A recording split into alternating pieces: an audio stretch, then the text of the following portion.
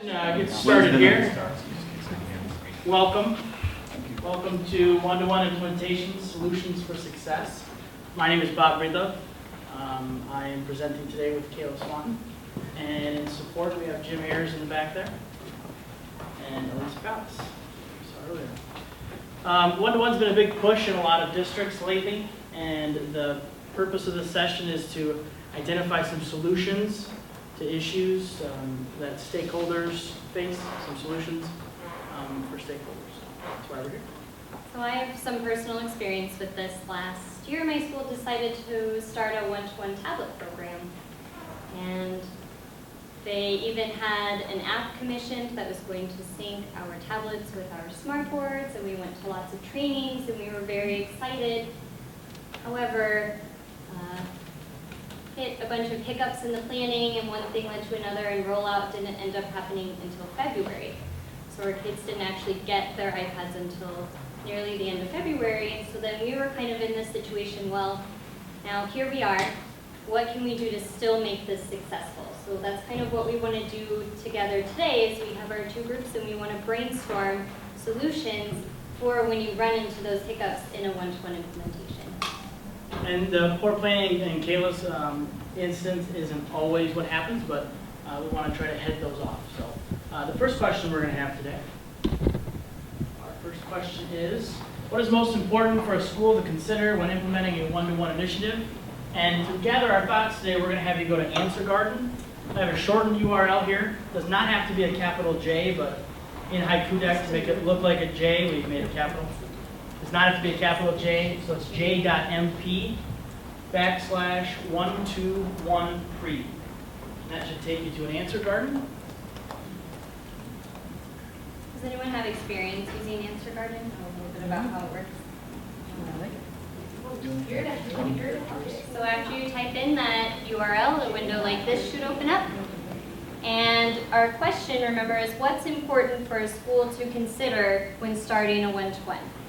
So at the top of your screen there, you have a bar where you can type your answer. You only have 20 characters, so keep it short. And what do you think is most important when starting a one-to-one school? And go ahead and type that in and click Submit. If you see an answer appear in the garden that you like, that you agree with, you can click on it, and it will put it up here in your answer bar, and you can resubmit it to agree with it. And we should see some of our ideas start to grow.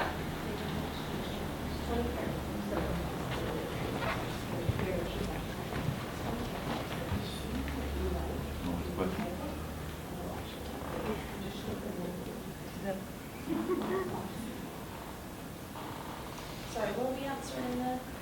What's most important? Sorry, Way to pay attention. And these are the answers. These are actually answers from everybody here.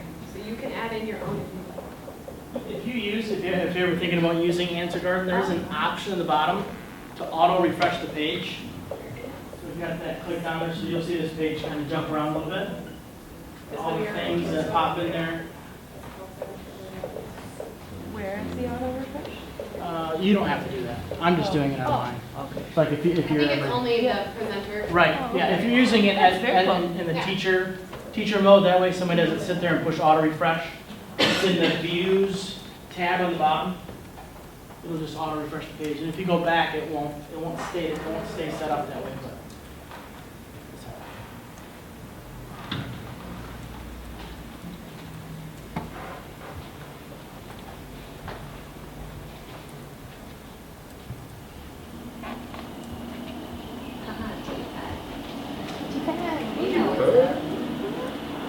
so the more popular answers in our garden are growing, getting more attention.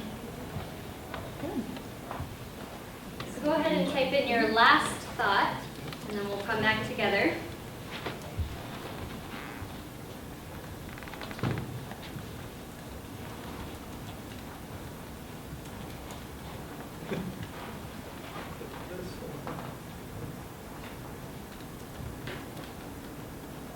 Okay, so it looks like the biggest thing that people think is most important is the purpose of the technology in the classroom.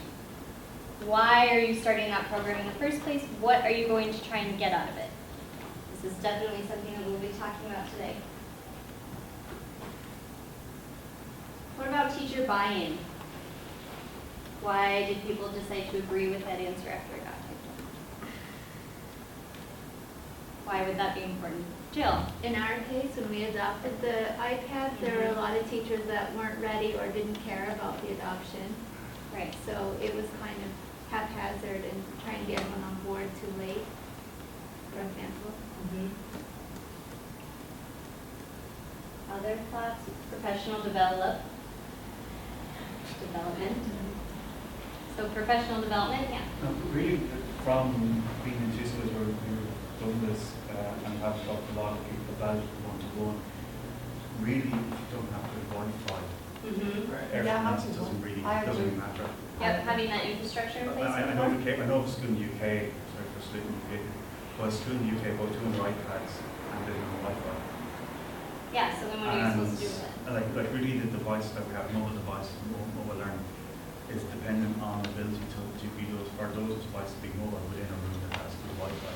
Because if that doesn't enable you, you should be able to spend the same amount of money buying the stuff PCs because you're not going to get that service.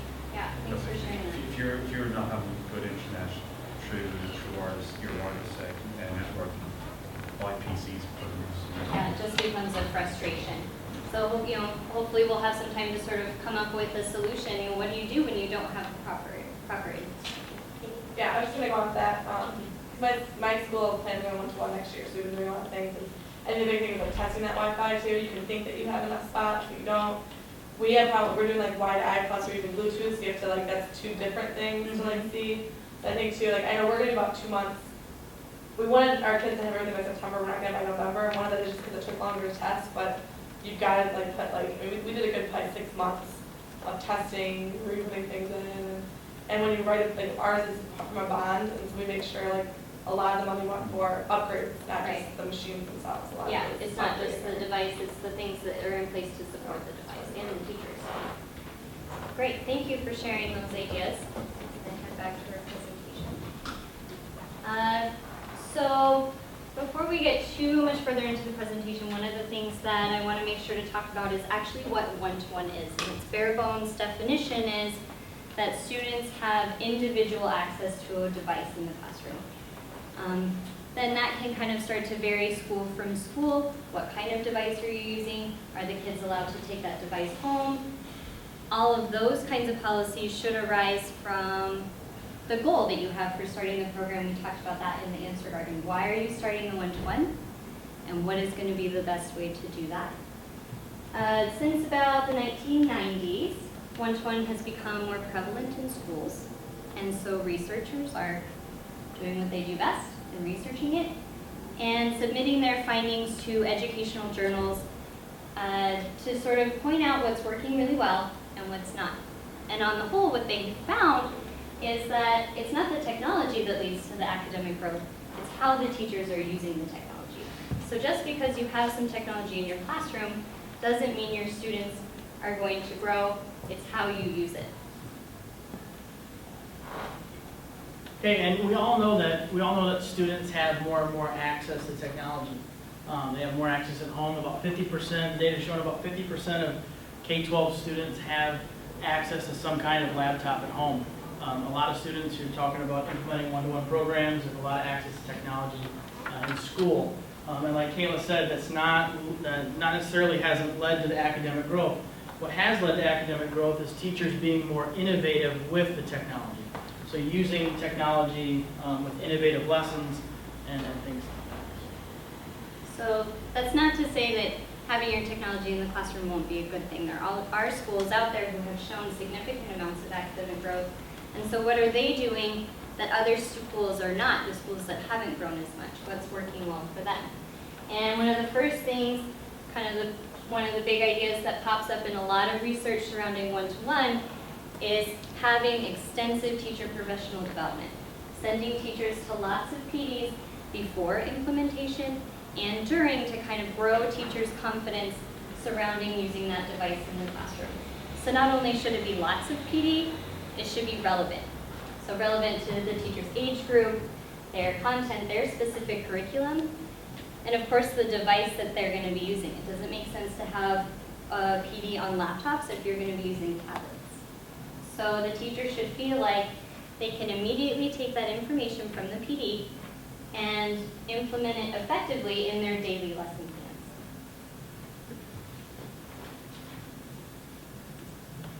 Okay, and the other part of that is access to tech support. And we hit on that a little bit with the Wi-Fi. The Wi-Fi in my school is really, really, really bad. And they're starting to go K-5. They're going to start a one-to-one initiative in second grade. And they knew they had to increase the Wi-Fi. They did that, and they still had issues even after they did that. So they're putting in some more supports for that. But access to tech support, access to teachers need to have somewhere to turn when things go wrong. It's not a matter of if they go wrong, it's when they go wrong with technology. So they have to have that access in order to create those innovations in the classroom. And kind of the third big idea that we came across is this idea of buy-in. That the entire school community, the teachers, admin, students, and the parents need to believe that the incorporation of this technology is going to lead to innovative teaching and positive change. So stakeholders like to feel like they can contribute their ideas to the development and the use of technology. Joe mentioned earlier that we were just sort of handed the iPads. Here you go, now use them. You know, we didn't have any say in how that was going to look. So getting people's input, sharing ideas, and coming up with policies and the goals together. I mentioned goals earlier as being an important piece of when you're starting your one-to-one. Everyone should have the big picture in mind. You know, what's going on? If we run into a problem, how can we still meet our goal? And all of this working together is going to help that technology be integrated holistically into the school's culture, not just become another device in the classroom. So we're going to go ahead and transition into our small groups here. And we're going to present you with some hypothetical scenarios surrounding one-to-one. And what we would like to do is brainstorm as a group how we could still solve those problems and be successful with our technology.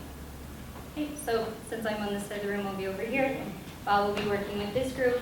And then after a little bit, we'll come back together and share what we discussed.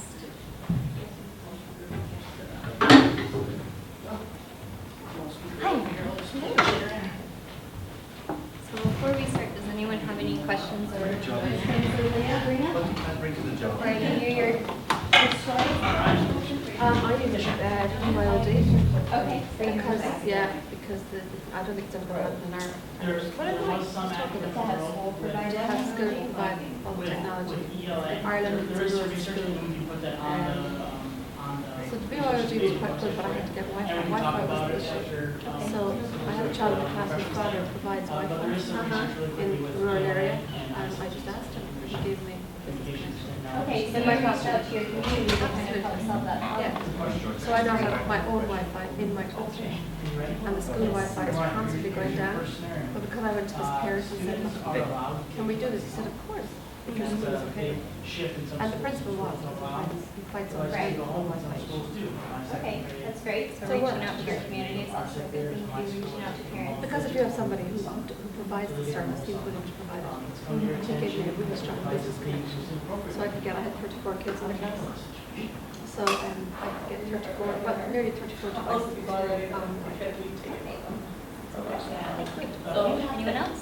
I think it's I having. don't have any problem. You don't have any In problem? South Korea, we have the fastest internet in the world. The school is very proactive, and the school internet is probably the best. So they're the proud tech of support that. piece of it there is, Our problem is we have an amazing IT department, and we have a second-rate ed tech department, and they don't get on at all. So they disagree over the software, they disagree over implementation. so it's missing that buy-in piece. Well, they're all bought in, but the ed tech kind of flog Mac. And the problem is Korea's not a Mac country. And the IT department are Windows. So that is our biggest issue all the time. So this is a good place to start actually, because I think what happens a lot with one-to-one is people start blaming the device. Well, they've just gone to Mac as compulsory this year, while I've been away. Before that, you had two choices. They did the Dell, the Dell service care is amazing. There's a problem with Dell, you send it back, you can't fix it in 24 hours, they give you a loan. And if they can't fix it in 7 days, you mean whereas Apple, they don't want to know. And the problem with Apple, it goes back to the factory and you may or may not get aftercare support. So, bottom of the line is though, you still have Macs in your, or you will have Macs in your classroom, right? Yeah. So the staff are going to have to use PCs. This Mac doesn't run a lot of the software that we need as Okay. staff. But I think, you know, best case scenario, what do you think that he should do to make that a success? Even though it's not ideal, you know, you didn't really choose that device. Where do you think? I'm still be running a PC, because the PC software won't run on a Mac. I think they should have kept it as a dual platform people were able to choose, because different people go different ways, different people get different deals from different companies. A lot of people, I mean, if you're teaching on Apple all the way through high school, you're setting up 93% of the students to fail, because 93% of the companies in the world are using Windows. I don't just like Mac, I love Apple products. Are your students going to have Macs? Compulsory. And They will so have are to you buy going to Mac. put the Microsoft on there for them, or is it already on there? In what case? Well, like you mentioned the dual platform. Yeah, the staff got to choose, so we're running dual booths, okay. but I managed to get out of the dual booth because when you split when they partitioned it was 50-50, Mac to Windows, so you out of 500 gigs, you were only getting 250 gigs on your hard drive, which is a waste of time. And they were running Apple and PC side by side. Their schools now decided to go completely Apple, which is, in my opinion, a mistake. But this has come from the tech people. They're saying that Apple is a much better platform, but Windows is what 93% of the world are running on. So by telling the kids that they have to use Mac all the way through school instead of fail, I mean, they go to big companies, and companies are all using Windows software. It's the mass software. Right. But I think teachers run into this a lot. You get handed an iPad, you get handed a Chromebook, even if it's not with one. You know, the expectation is still there. So can I ask why your school has a laptop in the hands of each student? Do you know? It's private school. Is it just Parents because they will buy can? it. Yeah. Well, it's because they were looking at one-to-one for everything, so the kids have their own laptops. The school was told they have to buy Apple. This is the new thing that came in while I wasn't there this year. So it's going completely Apple for the students. They have to buy either an Air or a Pro or something. I don't even know what they are, but the idea was that they're all going to be running on the same system. But the problem is that it's a flawed system because it doesn't run half the software that we need. And this is the problem between tech and IT. The IT will go with Windows, the tech think that Mac is the better option. Because the tech education, they push it through, and the IT department delivers it. Except they don't, because the staff are still having to run PCs for half the software. Right. So now here you are, and the teachers are caught in the middle. And a lot of the software that the school runs better on Windows anyway because it's designed for Windows. And the Mac version is second rate. Has anyone else encountered this?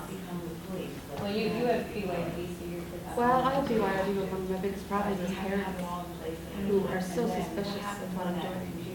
So I just did it this year, and they're just really suspicious. I think they think that the kids are playing on their phones Right, every so it's day. that buy-in piece. So it's the buying piece from the parents, and maybe that's my fault because I didn't do enough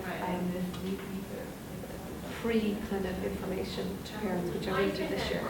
And I also heard the great bit of advice from Lisa Parisi, she's a teacher in New York, and she said they come in with their devices, they put them in baskets, they're locked away. So it's not like they're on their device for their whole day. So the teachers control it. When I use BYD, I do web quests. I have a web quest set up in the blog, and they can collaborate, they can do it themselves, and it's based on, say, topic of history, topic of geography.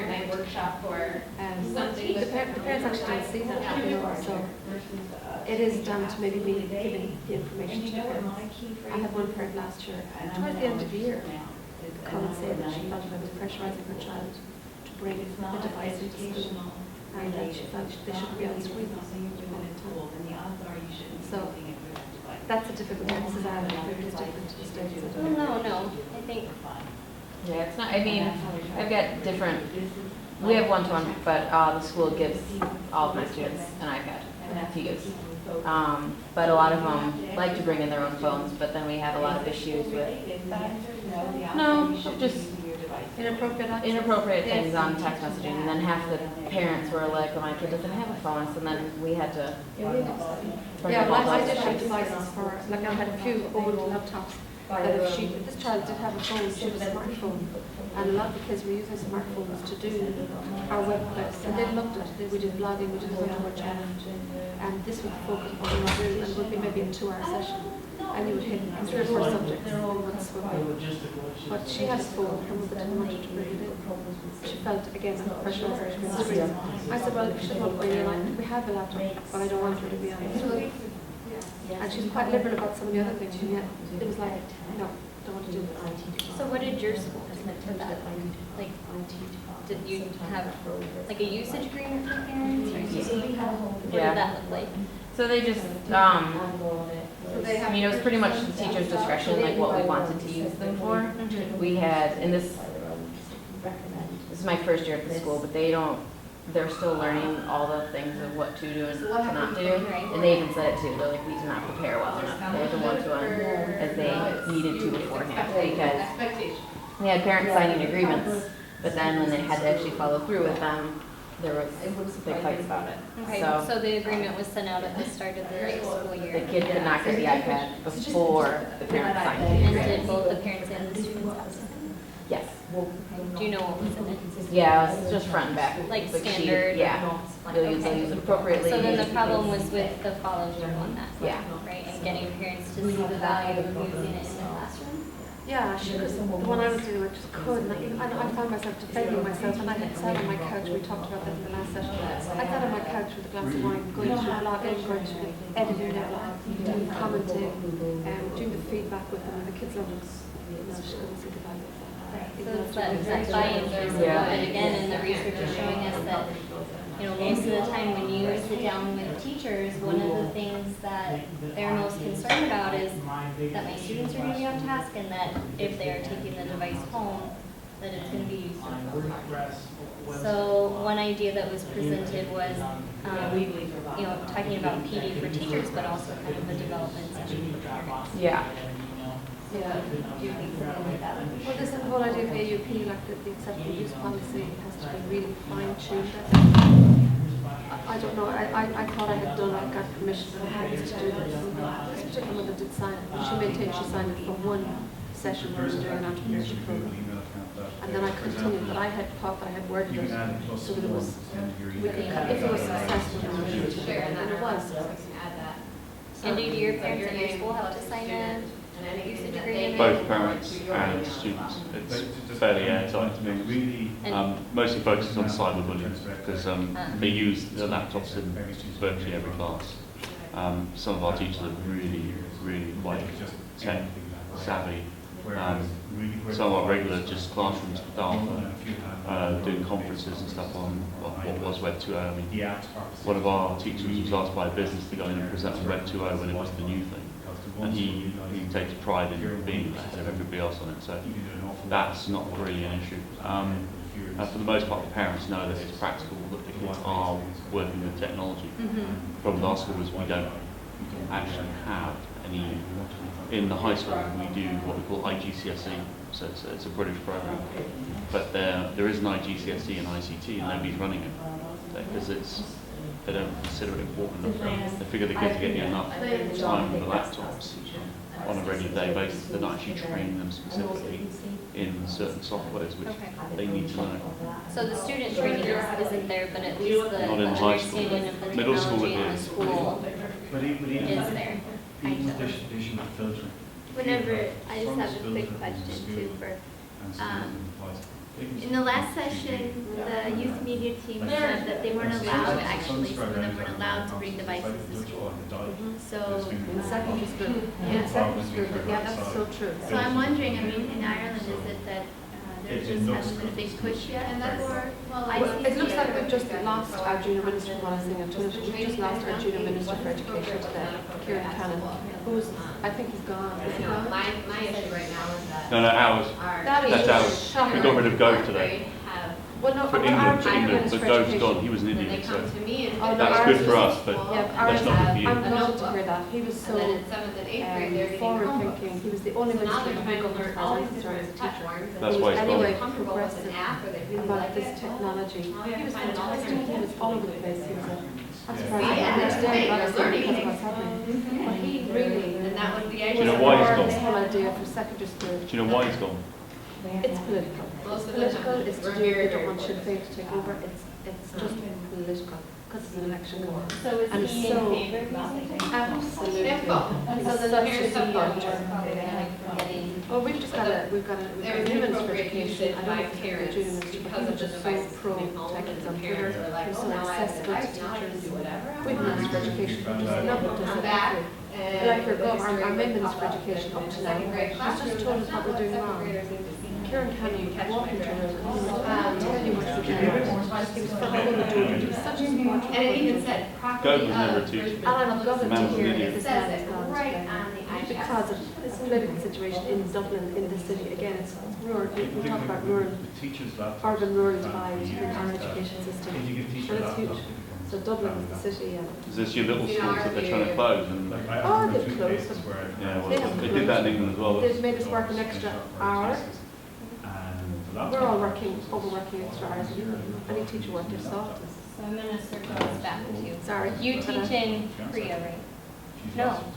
Yes. South Korea.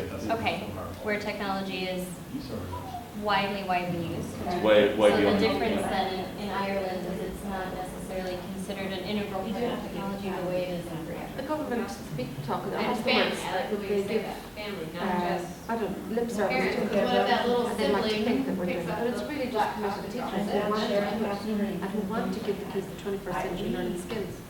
So for us, it's committed But teachers. it sounds like you found a solution for that in getting your own Wi-Fi in your classroom Yeah. and enabling your kids to bring the device. So the piece we just had to get the parents on board. So I was going to say is that it sounds like in Ireland, we need to, the parents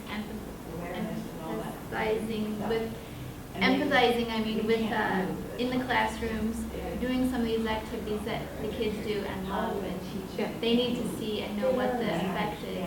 So how would you do that? You Like, need- is it student you need- product? You need parents to come in for it. You need a parent day when they come into school and see how the students are using the IT Or, in the and classroom. Mm-hmm. Or, They- you know, multiple days throughout the year, or seeing that's the true, that's combination a of good the idea, I have a problem with that. I mean, I used to see how the kids are so engaged. These are primary school children, they were like 11 and 12, and they are so engaged when they are working. They're so engaged. can you do, can you film it and then post it on probably your they can't even, school's you website? can't even post it so they can watch it, but let's say you could film a class for them to do like a webcam class where the parents can log on to watch the kids when they're on it, see what they get Or up even to. have the kids make the video and then Yeah, we're going to do post videos the this year. video. The only problem is, I mean, if your parents are technophobes in the first place, then there's a good chance they're not going to be able to access it or know how to access it. That's why maybe it's good if they came in, Yeah. right, even if You it's got a the couple name. afternoons every year while the kids are in there. Like I had 34 kids in the class last year and had them over 2 years. And 35. three parents diligently commented on their children's work on the blog, commented on the children. Out of 34 parents, 34 by 2, if there's 2, those 2. But I had set up a blog, it was accessible to parents, it was a kid blog, it was safe, it was, and one parent in another classroom said, I don't want my children talking to strangers. They were connecting with classes. It was all monitored. So that's going to be an issue. Anyway, so. But it's just a to find a way around it. change in the whole culture and not just, we're gonna use this in our classroom, it has to be this bigger ideas, like a more purpose. Yeah. And I think inviting parents into this field, or at least posting videos or having parents would be a great way to get that starting. Maybe the parents need to see what the kids can do with the devices. A lot of these parents Like are permanently parents say, even. oh, they're much better than me on this device. I have a clue what Okay, they're now doing our half the time. problem And then they is we need have one to person for know. our entire. They need to know what their children Can't are doing afford online more. because of cyberbullying. So then what? Viber is my biggest You're enemy. limited. Teacher leaders. And Viber is my Exactly, biggest yeah, enemy. have that teacher stuff. I Teachers love teaching tech, but Viber. I don't have that problem. Both my kids' accounts are linked to theirs. Anytime my kids post, I get posted to. comes up on my screen. I have to find out how to do that. It's my account. What's your account? And they have my account. I don't use my account. But because it's my account, it's logged onto all 3 devices. Anytime they go backwards and forwards, it's just still our last name. All my kids' messages come up so I can see what's been going on with my daughter, who mostly places backwards and forwards. Yeah, I was going to say. And she's 10 years old, so I already know who's kissing in her school. We excellent like this for the school. Well, there you go. Some schools are like that. Absolutely should. You're not Just sure. log their account onto your device. Falls back on teachers. Yeah, but there's an issue with Viber. If you log on to a device, I tried doing it, he cut me out. And I tried logging his one into mine. It wiped his messages on his phone. So you can't have multiple accounts on Viber. No, you can't. Actually, it's just an iPad problem, I think, so. There, and teaching across the UK. Anyway, Including parents in the process of understanding how the I think technology so. is feeding In America, it's them. different than parents understand. No, it's so important. I And think there's that's so many regional as great well. platforms for having kids I'm create sure there's videos. places in and America stuff. where Yeah, they struggle with the same thing. Students, and then they'll just And it's not just tech, Yeah, there'd be other topics or content or go the ball and stuff. that parents not do. I'm sorry you lost your minister. I'm so sorry we lost, I'm not sorry we lost the other minister, he's gone, he's retired. They were given So sorry we lost additional this.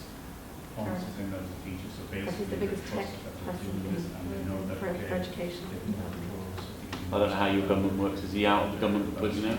Or has he been No, shuffled? he's still in the government, he's still in the TD, he's a backbencher now, what they call a backbencher, which means he sits in the back, he doesn't take part. Yeah. I think it, Each group discussed in terms of some problems that we're facing with one-to-one and maybe some solutions that we could present. So Andy, do you want to go ahead and summarize what we discussed over here? I'd love to. I don't know your name, sorry. Maura. Maura. So Maura was telling us about the list of problems she faces trying to bring technology. Her school's Wi-Fi is, from all accounts, almost as bad as English Wi-Fi, which I thought was the worst in the world. Moira's managed to actually get a parent to get her own Wi-Fi in her classroom, so she has good Wi-Fi in her classroom. Her other big problem is that there is a lot of anti-technology among the parents who really don't understand the technology. They know what they read on the news, but don't really know how it can be used in the classroom or the benefits of it and what the students get out of it. So she's got quite a big battle going on there. So we talked a little bit about having parent day or having like webcams set up so parents can see the learning and the engagement that's happening with the technology if there are some hang-ups with getting that parent buy-in piece that we talked about. Do you want to show? Yep. R2, we actually talked briefly about the second scenario, but the first one was inappropriate use in the classroom, and there's some really good solutions, such as adding acceptable use as part of the, adding that into your handbook, but also taking that acceptable use policy and sending it home and having the parents create their own acceptable use policy for at home. I think it's a really good solution. Comcast internet for free and reduced. Schools that are a little bit, I didn't know about that. Can you tell us about that? For students who are free and reduced lunch, they can get free internet from Comcast for like it's for a much lower amount, but there's a lot of rules to it. You can't, Specific to the U.S. that's mostly US, the US, right. yeah. The Midwest. Midwest, okay. Yeah. Wi-Fi in their home. Home. But you can't already have like TV, there's a lot of rules. So there's a lot of, But there's some there's things that. a lot of hidden rules, but something that I hadn't heard about. And then the other thing we kind of talk about is like teaching students, teaching parents the the appropriate age level of what's appropriate at what age level for the technology that we're using. And then the last one we just talked about it just for a few minutes, but talking about having new devices, one-to-one devices in a school. Haven't gotten a lot of training on it. Teachers aren't very confident with it. Maybe like in some districts you don't have a lot of IT people, you don't have a lot of ed tech people. In Lisa's case, she only has one for the whole school district. So it's kind of tough, but what's your name? John. John. John, you want to just tell us about your the student leaders idea? In the UK, there's in some schools they run digital leaders, where those students can train to solve basic tech problems. So that they're given slightly more privileges on to do things. So again, they're in the classroom help teachers continue to work. It's almost having like a. Yeah, if you follow the hashtag digital leaders on Twitter, you'll find those schools are doing it. What was the hashtag? Digital leaders. Digital leaders. Okay, cool. So students in the classroom or in the school, you know, as I've seen many times, my students yell at me for doing things on the computer all the time and go, "Hey, you're doing this wrong. You're doing this wrong." So definitely can use them as an access. Great, and I actually read something in our research about a school who implemented what was called iTeams, where the kids were actually involved with the tech support group at the school and you know, were in charge of sort of fixing laptops when there was a problem within the classroom. That worked well. Yeah. All right, we're going to head to our sort of post-discussion answer garden. So same start to the link j.mp/one-to-one post. And same question. Maybe your thinking hasn't changed very much about what's most important when starting one-to-one, or maybe you have a few new ideas about steps that you can take to avoid those hiccups in planning your program. And the question is there on the board too, in case you care. Is everyone logged in?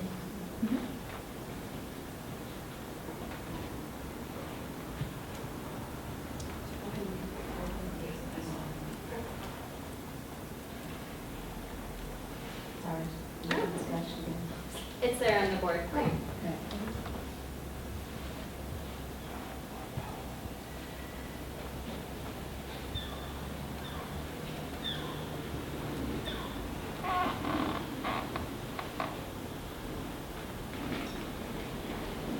Looks like parent support is a big one this time around.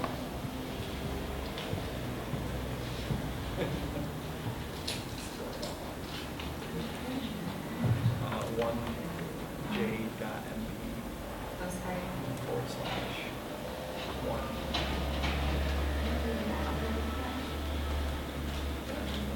One post.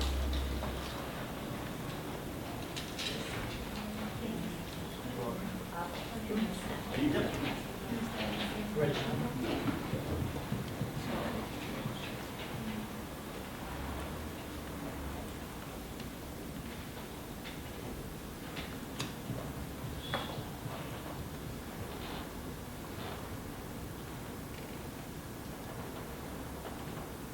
All right, so just quickly comparing before and after, it looks like our ideas maybe narrowed down a bit. Parent support was sort of the dominating theme, and it sounds like both tables, getting your parents to buy in and see the value of having technology in your classroom, so that could be a really good place to start. If your one-to-one is struggling a bit, you know, how can you get your parents more involved in the process? And having that common vision. So we talked about all of the stakeholders buying in and being able to give their input as being important, including parents. Any last minute thoughts before we wrap up? One of the things I think that has been mentioned is that I think we need, is if you're going to roll out one-to-one, I don't know if it's necessarily do it as an entire district. I think you need to get leaders who know how to use iPads initially. So in our school, and I'm not saying it's the best, it's the only one that I know of, you know, one teacher has had a set of iPads. And we're in a really small school district. And we need to show the teachers that you can have success with iPads. You can't just go, here you go, yeah, have some PD, learn a little bit and do it. I think teachers have to look at others and say, oh, look at, you know, Billy's doing it in this class. I want to do that next year for sure. So showing some success is, you can't push them into it. Yeah, you can't be in that provider-consumer role where you're just getting things. You have to believe in it and see the value. All right, well, thank you so much for attending. Oh, sorry. If you, oh yeah, one last comment, sure thing. There's a great guy to follow called Joe Day. Okay. J-O-E-D-A-L-E. Yeah, he's doing enough work to support the schools with iPads. Joel B. Yeah. Dale. No, it's no one. No, it's Joe, not Joel. Yep. It's the same. You can go right to the On Twitter. website. At Joe Dale. Yeah. Oh, Thank you. sorry. All right, so we've got our post-session survey. We would love to hear your feedback about what you took away from today's discussion. If you would take a couple of minutes before heading to your next session, we would appreciate it. Thank you so much for attending. Make sure that you make sure you think. Make sure you mark not your last Yes. session. So. You have one more. Not your last session, and then also we'll be available to answer any questions or further discuss any things after the keynote. We'll have refreshments. And if you're interested in the research that we explored for this presentation, it will be available on our resources page on our session. Thank you. Thanks, guys. Thanks. Thank you.